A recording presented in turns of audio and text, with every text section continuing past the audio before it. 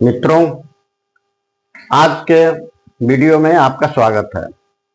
पिछले कुछ वीडियो में हम आपको जर्नल के बारे में समझाए थे। जर्नल पर चर्चा हो रही थी और जर्नल के दो नियम के बारे में काफी चर्चा हुई है। आज तीसरे नियम के बारे में चर्चा की जानी है। तीसरा नियम जो है, debit all expenses and losses and credit all profit income and gain. क्या कहता है तीसरा नियम? आपको फिर याद दिलाना है तो आप समझ लीजिए। ये नियम है debit what comes in and credit what goes out, जो रियल अकाउंट के लिए नियम है। इसके बारे में आप अच्छी तरह समझ सकते हैं।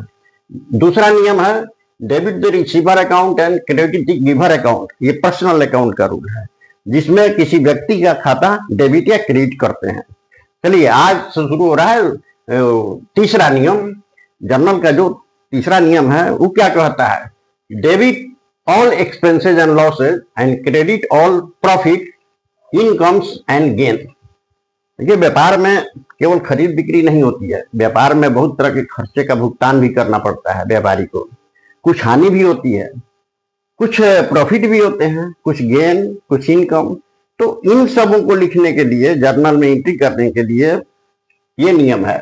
ये नियम क्या कहता है, गौर से देखिए। डेबिट माने नाम भाग में लिखिए ऑल एक्सपेंसेस एंड लॉसेज। यहां पर व्यापार में जितने खर्च होते हैं और जितना लॉस होता है उसको नाम भाग में लिखिए। जर्नल के नाम भाग में जैसे लिखते हैं एक्सपेंसेस अकाउंट डीआर। एक उदाहरण लेते हैं। पेड सैलरी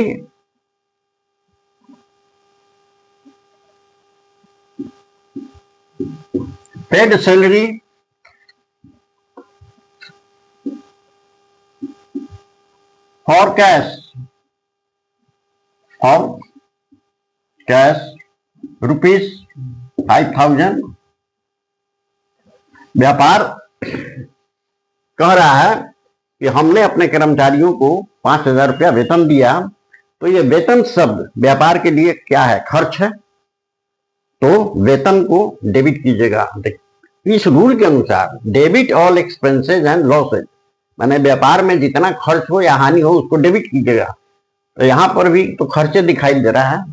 कर्मचारी को अगर आप वेतन देते हैं तो ये शब्द सैलरी जो है आपके लिए खर्च हुआ, तो खर्चा को डेबिट कीजिए इसके नियम, उस नियम से। सैलरी अकाउंट थोड़ा हटके डीआर 5,000।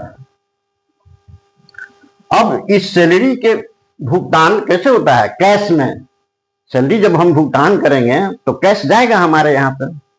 तो कैश जो जा रहा है इस नियम से, यानी पहला नियम से लिखा है debit what comes in and credit what goes out. जो जाए उसको जमा भाग में, तो कैश जा रहा है ना, तो जमा भाग में इस नियम से लिखते हैं टू कैश अकाउंट,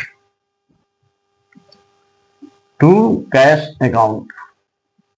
फिर देखिए, सैलरी खर्चा है इसलिए डेबिट में, और कैश जा रहा है इसलिए क्रेडिट में। ये जो सैलरी डेबिट हुआ है इस नियम से, तीसरे नियम से, और कैश जो क्रेडिट हुआ है वो इस नियम से। मैंने हम पहले दिन ही बता दिए थे कि जो फर्स्ट रूल है ये आंशिक रूप से आगे भी सब में यूज होगा। कितना इंपॉर्टेंट नियम है वो। और नरेशन में डाल दीजिए being salary paid, salary paid. इसी तरह से फिर देख लीजिए रेंट पेड, रेंट पेड।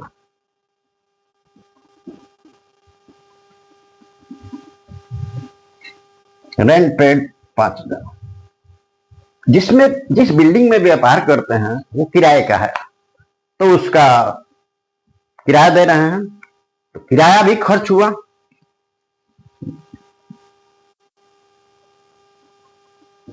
किराया भी खर्च हुआ। रेंट तो रेंट को डेबिट कीजिए इस नियम से। तीसरा नियम से, rent account DR to cash account.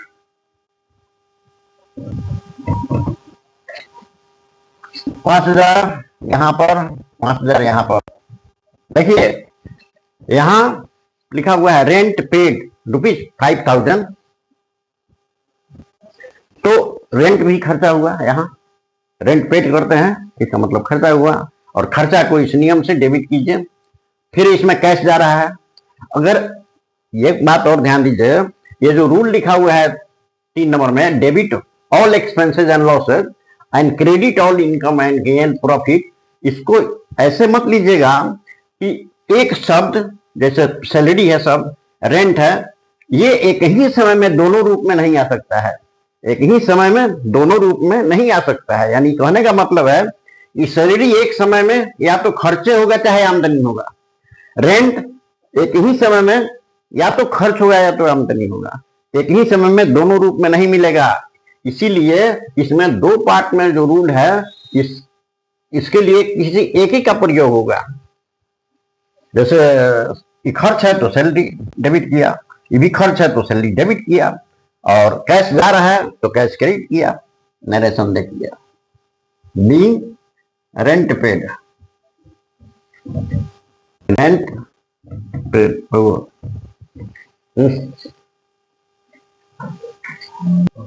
हाँ, आइए एक दूसरा उदाहरण देते हैं। एग्जाम्पल, रिसीव्ड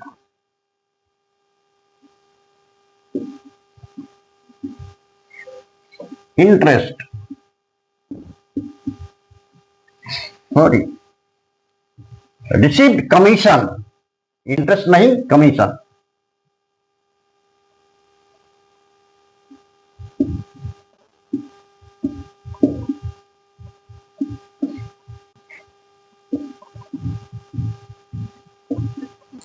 लिखा हुआ है रिसीव्ड कमीशन, पहले था पेड रेंट, पेड सैलरी, ये पेड था, और इसमें लिखा हुआ है रिसीव्ड कमीशन। इसका मतलब है कि हम कमीशन पा रहे हैं। कमीशन कब पाएंगे? हो सकता है कि व्यापारी जो है तो कमीशन एजेंट पर काम करता है, किसी का माल बिकवा रहा है कमीशन के बदले, तो उसको कमीशन मिला है। तो यह कमीशन व्यापारी के लिए आमदनी है, व्यापार के लिए आमदनी है। तो आमदनी कहाँ लिखना है? देखिए तो credit all profit income and gain लिख दिया है साहब। Credit all profits income and gain माने जितने लाभ हो, प्रॉफिट हो, लाभ हो, प्राप्ति हो, इस सबको जमा भाग में लिखना है। तो ये कमीशन के नाम पर रुपया आ रहा है, तो कमीशन हमारा क्या हुआ? प्रॉफिट, चाहे गेन कहिए चाहे इनकम कहिए। तो उसको कहां डालना है? क्रेडिट में। To commission account. तो ये तो हो गया कि प्रॉफिट है चाहे गेन है, तो टू में डाल दिया। तो डेबिट में क्या डालेंगे? इस शब्द को देखिए ध्यान से। रिसीव्ड कमीशन माने कमीशन पाया, पाया का मतलब कैश पाया, पाया का मतलब कैश पाया। तो इस नियम से, ये पहल का नियम से, डेबिट व्हाट कम्स इन, यहां कैश आ रहा है तो कैश को डेबिट करेंगे। कैश अकाउंट दिया 2000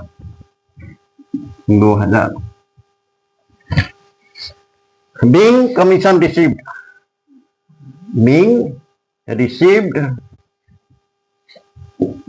commission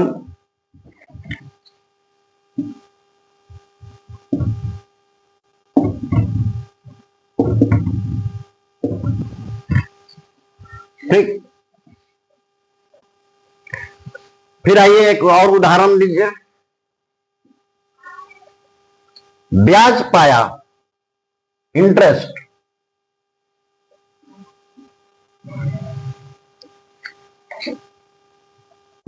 रिसीव्ड, इंटरेस्ट रिसीव्ड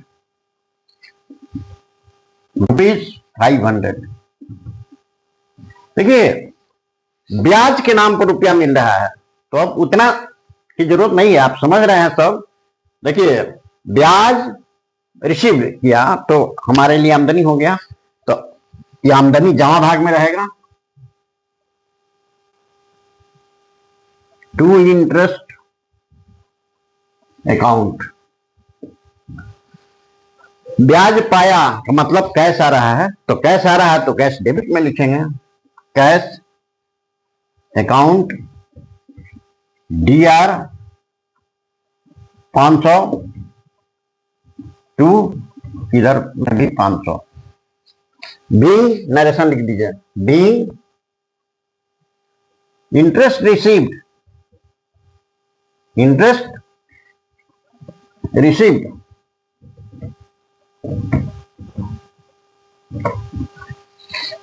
हो गया। आपको समझ में आ गया।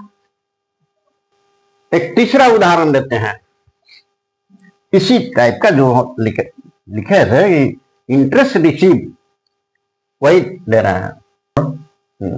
Received interest, received interest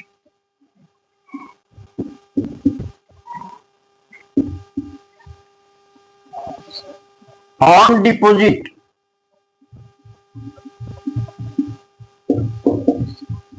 from bank.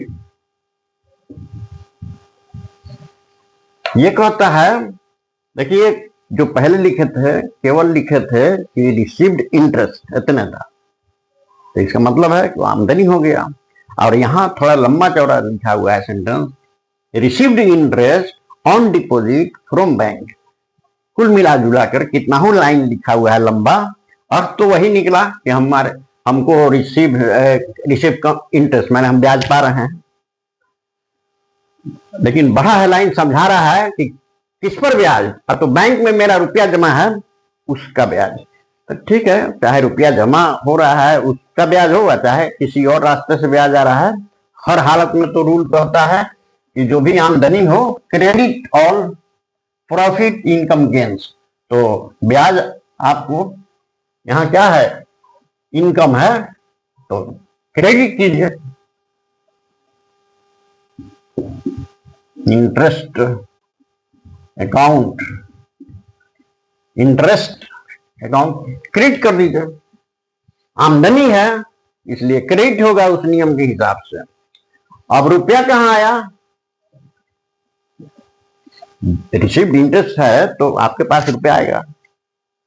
इसके पहले बताए थे तो लिखे थे ना कैश अकाउंट DR, तो यहां कैश अकाउंट DR नहीं होगा, क्योंकि प्रभाव देखना है, हर लेन देन का प्रभाव देखा जाता है कि रुपया कहां आ गया।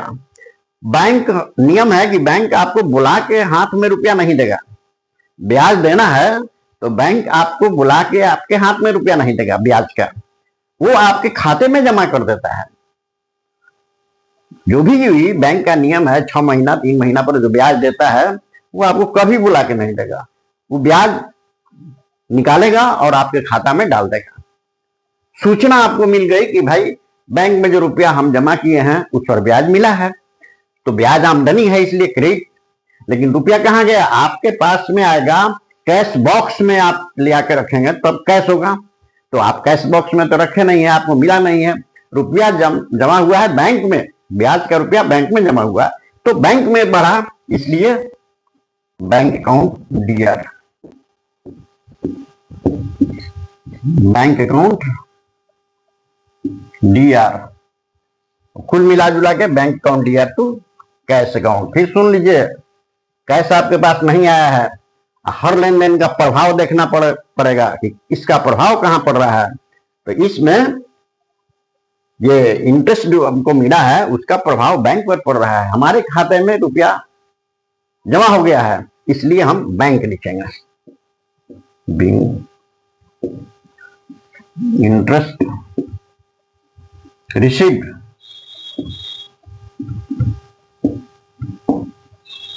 इंटरेस्ट रिसीव्ड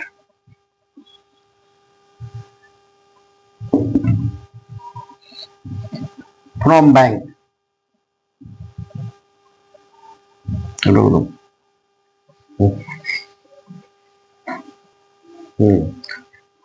विद्यार्थीगण सुनिए, अब आगे देखिए, एक और उदाहरण लिए हैं। Sold goods to Ram on credit ₹10,000। इस चीज आप पहले सीख चुके हैं, इसलिए इसमें विशेष समझाने की जरूरत नहीं है, आप इंटी बना लीजिए सामने। देखिए, sold goods to Ram on credit 10,000, तो माल बेचे हैं तो माल जा रहा है तो जमा भाग में, और बदले में राम पाने वाला है तो इस नियम से पाने वाला, वही इस नियम से पाने वाले का खाता डेबिट होता है, इसलिए राम ने डाउन दिया। पाने वाले का खाता डेबिट, राम पा रहा है गुड्स, हम उधार बेच रहे हैं तो राम पा रहा है, इसलिए राम पाने वाला हो गया डेबिट। और माल जा रहा है तो टू में हो जाएगा, तो गुड्स जो चीज हमारे यहां से जाता है वो जमा भाग में लिखते हैं, टू सेल्स अकाउंट। ठीक, ये बात पहले आप सीख चुके हैं। अब नया क्या है वो यहां देखिएगा। देखिए, इसमें लिखा है received payment from Ram at 10% at 2% cash discount. ये आपके लिए नया है। देखिए, होता क्या है कि व्यापार में अगर आप उधार माल बेचते हैं, उधार माल इसलिए बेचा जाता है कि बिक्री बढ़े, तो उधार माल आप बेचते हैं तो प्रलोभन देते हैं ग्राहक को कि साहब हमारे यहां से माल खरीदो तो हम 1-2% या 5% डिस्काउंट दे देंगे। तो इस चीज का नाम है ट्रेड डिस्काउंट। इसका नाम है ट्रेड डिस्काउंट। ठीक है, प्रलोभन है कि हम माल बेच रहे हैं, आप हमारे यहां से खरीदो तो हम 1-2% डिस्काउंट देंगे, खरीदोगे तब। तो इसका नाम हुआ ट्रेड डिस्काउंट। मान लीजिए कि आप 10,000 का माल बेचे हैं एक बार, या 20,000 का माल बेचे हैं, और राम कहता है कि हमारे यहां से खरीदिएगा तो हम 2% आपको ट्रेड डिस्काउंट। ध्यान दीजिएगा, ट्रेड डिस्काउंट दो होता है, डिस्काउंट दो तरह का है। अभी आप ट्रेड डिस्काउंट का जिक्र करते हैं। तो आप माल बेच रहे हैं और आप किसी आदमी से बेचिए तो 2% डिस्काउंट, ट्रेड डिस्काउंट घटा दीजिए, ट्रेड डिस्काउंट टीडी 2%। तो 2% कितना हो जाएगा? 1%, 200 और 200 400। तो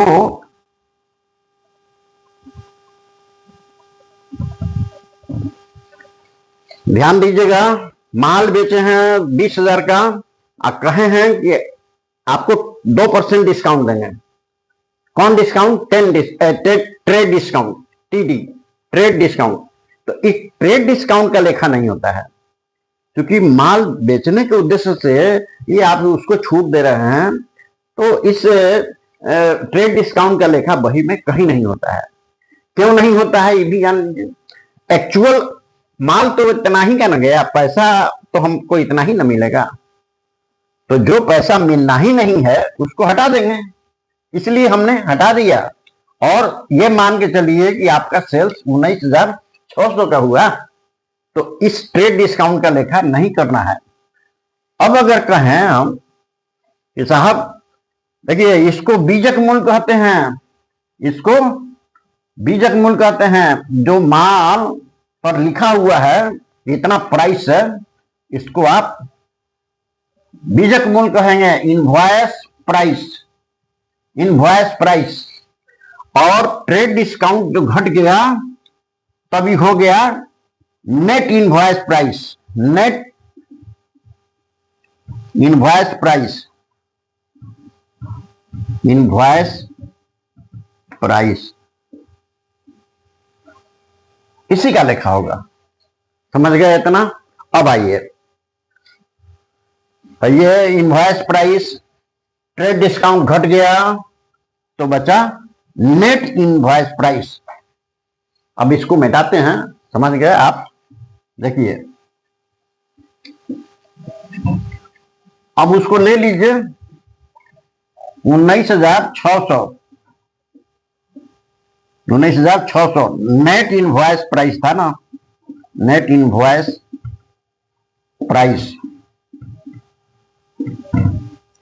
ये कहता है राम कि अगर हम ये रुपया हमको तुरंत आप दे दीजिए तो हम आपको 2% और छूट देंगे, और उस छूट का नाम होगा कैश डिस्काउंट। क्योंकि पेमेंट दे रहा है उस एवज में हम दे रहे हैं, इसलिए इसका नाम कैश डिस्काउंट हुआ। तो आप कह रहे हैं कि इमीडिएट रुपया दे दो तो हम तुमको कैश डिस्काउंट दे दें। अगर वो राजी हो गया, पैसा दे रहा है, तो 2% कैश डिस्काउंट कह के, कैश डिस्काउंट कह के आप देखिए 2% इसका कितना हुआ, 2 छक 12 के 2 हाथी लिख दो 18, 2 18 19 2, हाँ 2 छक 12 2 18 19।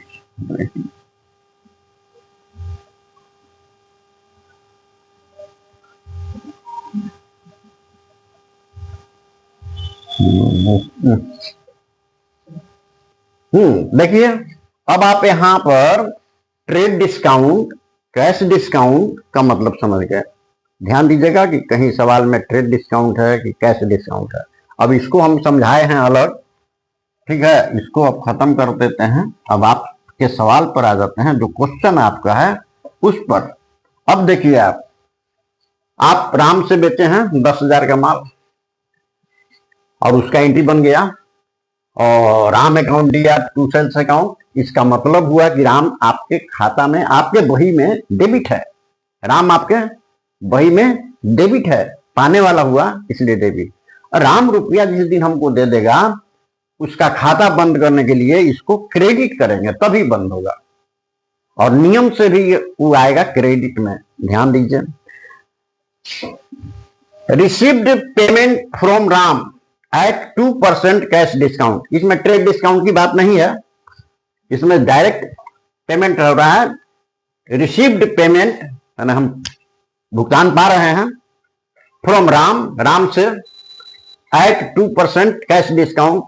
जो माल बेचे थे 10,000 का, वही रुपया हमको दे रहा है राम, लेकिन 2% कैश डिस्काउंट छोड़ के। तो आप अलग कैलकुलेट कर लीजिए कि 10,000 का माल बेचे हैं और 2% कितना हुआ,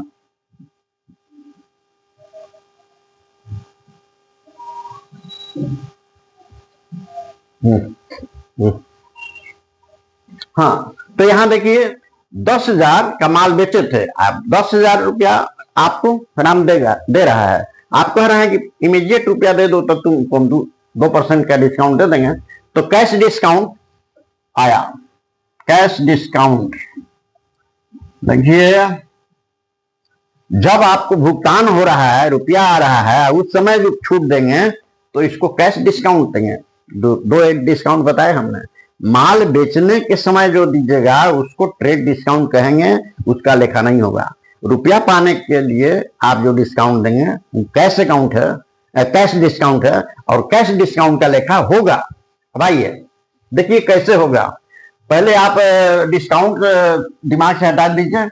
कैश आपको मिल रहा है राम से, कैश आ रहा है तो कैश अकाउंट DR,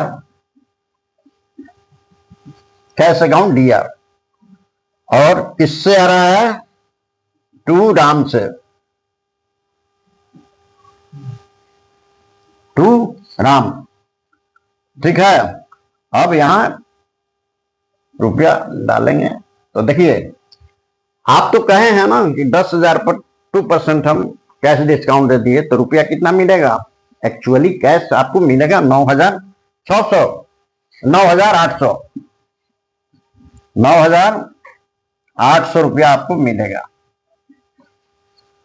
लेकिन राम का यहाँ अकाउंट जो है डेबिट है 10,000 से। हमने कहा है कि डबल एंट्री सिस्टम का नियम है कि जो खाता 10,000 से डेबिट है वो 10,000 से क्रेडिट होगा, तभी उसका खाता बंद होगा, ठीक है।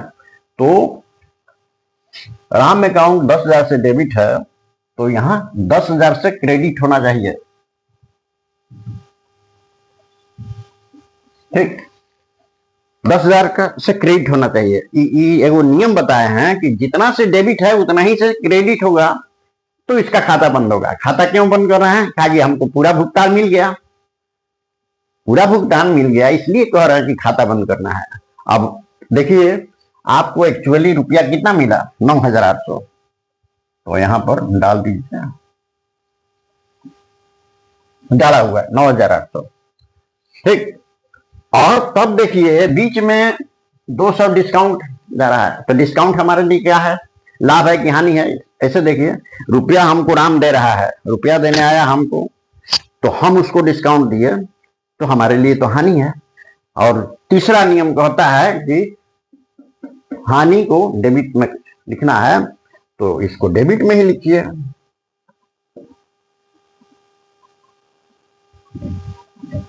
डिस्काउंट अकाउंट भी डीआर होगा।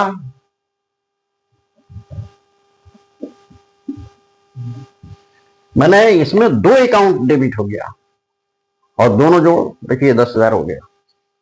आप इसको बारीकी समझिए, क्योंकि इसमें 3 अकाउंट है। डबल एंट्री कहता है कि प्रत्येक लेन देन का प्रभाव 2 खातों पर पड़ता है।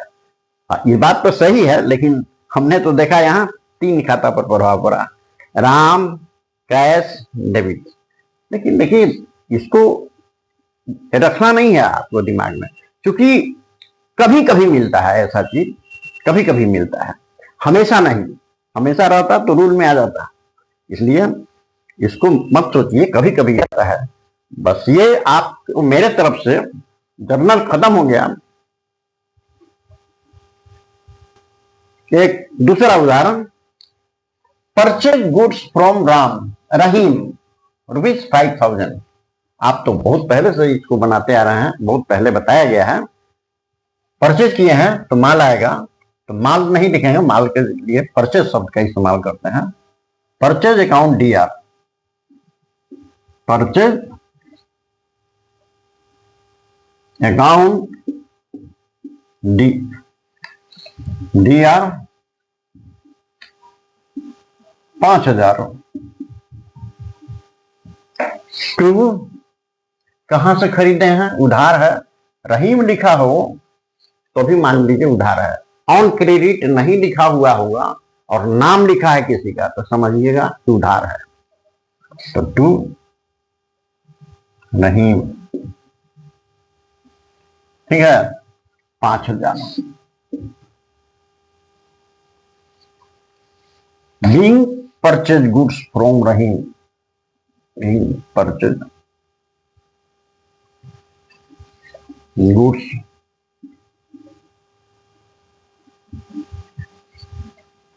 from Rahim,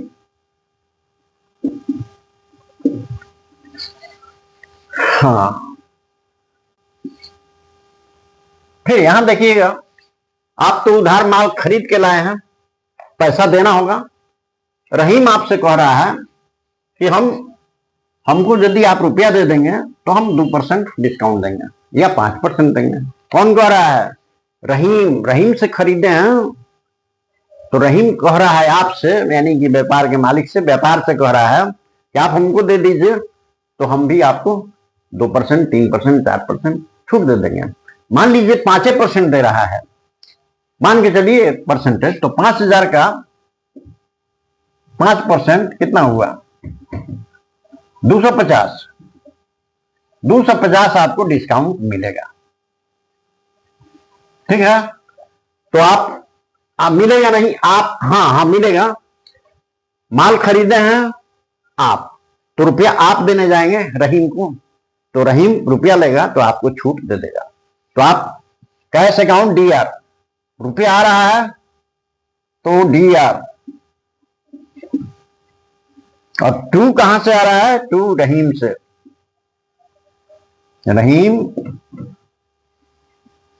रहीम का खाता यहां कितना से डेबिट है?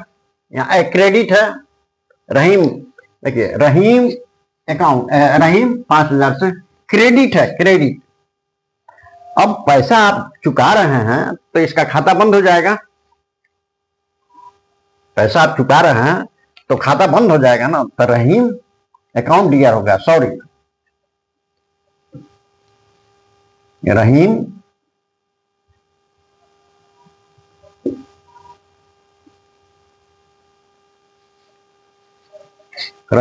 अकाउंट डीआर 5,000 टू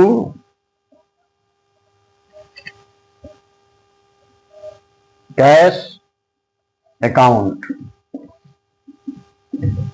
अब देखिए, रहीम यहां पर क्रेडिट है 5,000 से, तो अब रुपया दे देंगे तो उसका खाता बंद कर देंगे। तो यहाँ क्रेडिट है तो यहाँ डेबिट कर दीजिए, रहीम अकाउंट डीआर 5,000, खाता इसका बंद हो गया। लेकिन आप एक्चुअली कितना रुपया दे रहे हैं, यहाँ कैलकुलेट करके बताए थे कि आप रुपया दे रहे हैं 4,750। तो खाता बंद नहीं हुआ, इसको बराबर करना है।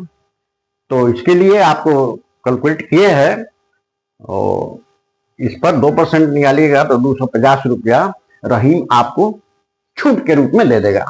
तो 250 to discount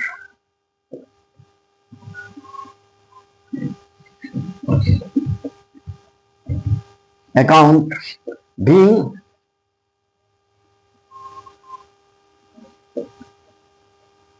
cash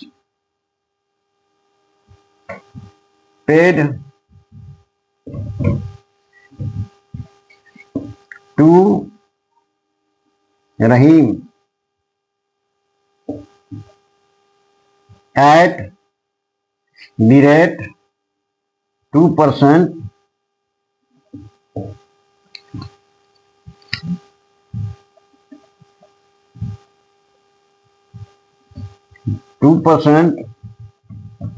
cash discount.